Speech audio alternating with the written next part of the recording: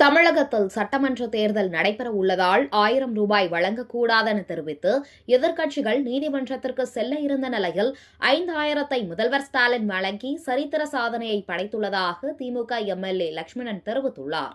விழுப்புரம் கலைஞர் அறிவாலயத்தில் திராவிட முன்னேற்றக் கழகம் மத்திய மாவட்ட சார்பில் வெல்லும் தமிழ் பெண்கள் பயிற்சி கூட்டம் விழுப்புரம் எம்எல்ஏ லட்சுமணன் தலைமையில் நடைபெற்றது.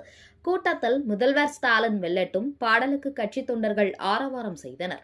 பின்னர் பேசிய எம்எல்ஏ லட்சுமணன் ஸ்டாலின் மகளிர் உரிமை தொகை தொடர்பாக 5000 ரூபாய் கோடை சிறப்பு ஊக்கத்தொகை வழங்கி சாதனை படைத்துள்ளதாக தெரிவித்தார். மேலும் திமுக 2.0 ஆட்சி அமைந்ததும் மகளிர் உரிமை தொகை 2000 ரூபாயாக உயர்த்தப்படும் என்றும் தகுதியான அனைவருக்கும் இந்த நன்மை கிடைக்கும் வகையில் மக்களிடம் எடுத்து செல்ல வேண்டும் என வலியுறுத்தினார். சட்டப்பேரவையில் முதல்வரின் உரை உணர்ச்சி பூர்வமாக இருந்ததாகவும் அவர் திமுகவினருக்கு முன்மாதிரி தலைவர் என்றும் பாராட்டினார்.